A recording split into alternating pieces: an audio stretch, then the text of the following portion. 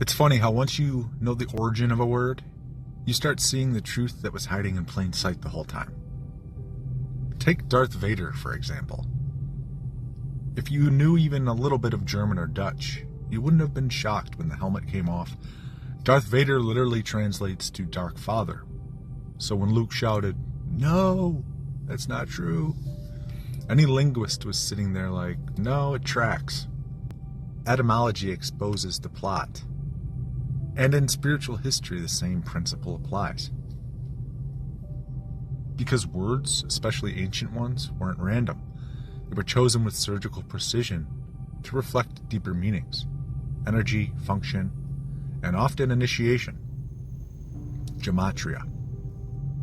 Which brings us to one of the most misunderstood and over-romanticized structures on Earth, the pyramid.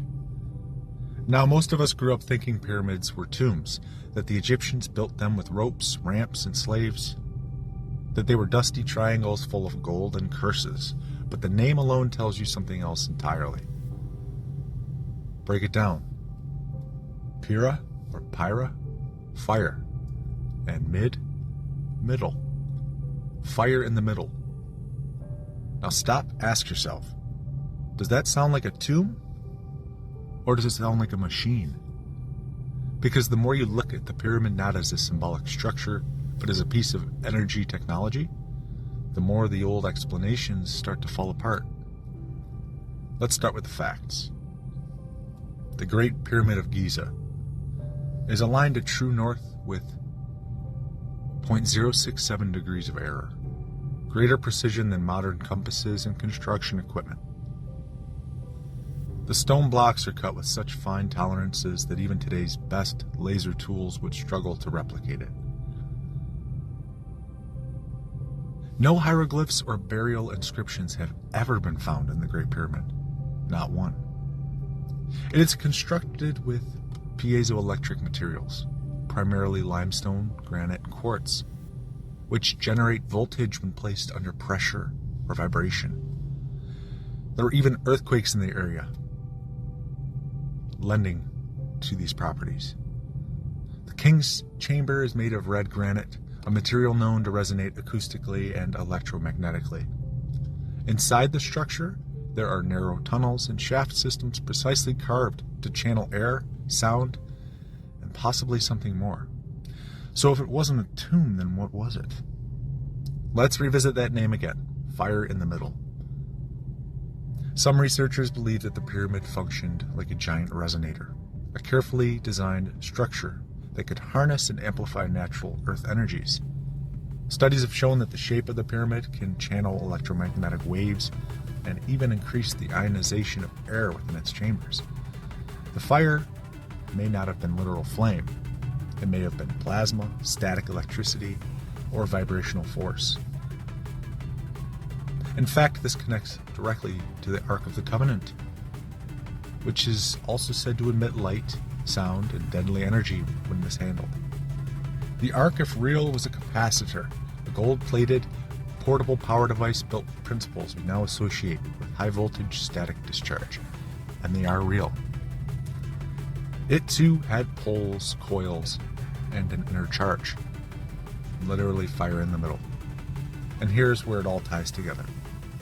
The pyramid's internal chambers, its unique angles, and its layered structures point not to ritual burial, but to resonant energy manipulation.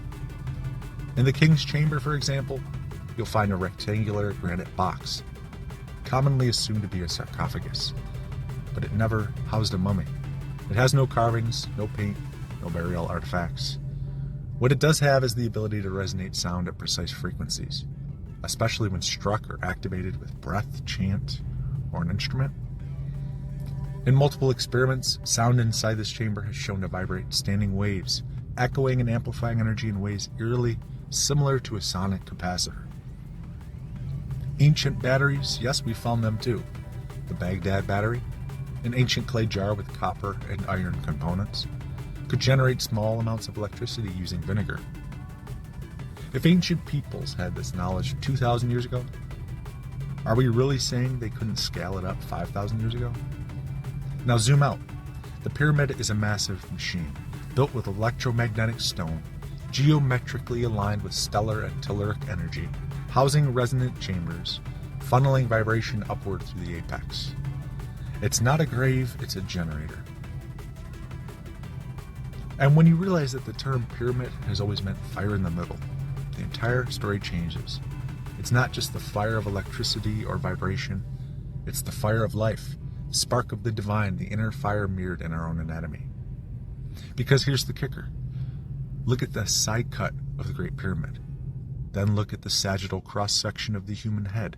The king's chamber aligns perfectly with the third ventricle, where the pineal gland sits. The grand gallery, it mimics the spinal canal.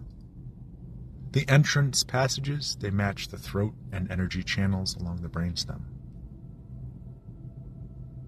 It's a model of the human body, or the energetic spine of the earth, built to remind us what we are, how we work, and what we're capable of when the fire within us is activated.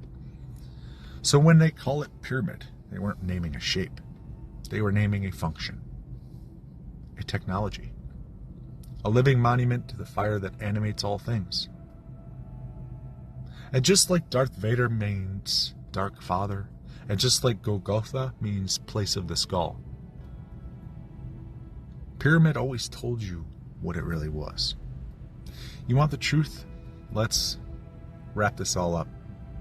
The pyramid isn't a tomb, it's the spine of the earth, a resonant chamber built to awaken dormant light. Its proportions mirror the mathematics of the cosmos, the speed of light encoded in meters per second, embedded in stone before science had a name. The king's chamber, it sits at the 33rd course of stone, just like your 33 vertebrae, where energy rises into the skull, Golgotha. The grand gallery mimics the spinal canal, where Kundalini travels like coiled serpents, Caduceus style, up toward the third eye and crown. The Ark of the Covenant, it wasn't lost, it was classified.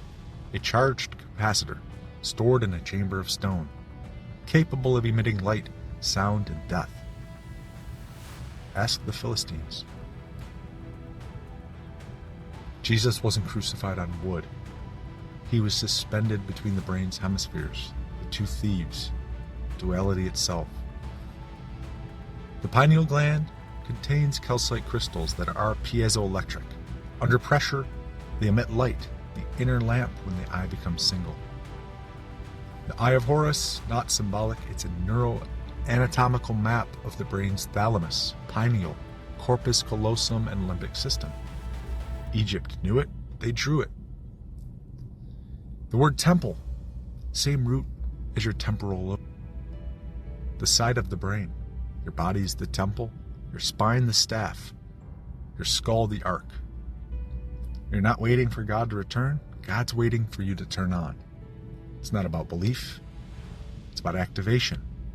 Every pyramid, every myth, every crucifixion and resurrection, it's been about you. Your anatomy is the secret chamber, your breath is the key, your light is the fire in the middle.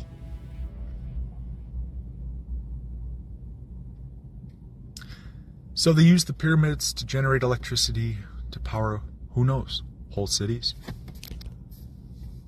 Time will tell. In the meantime, remember, just as the capstone was removed, remember, you are the capstone. Humanfluence, out.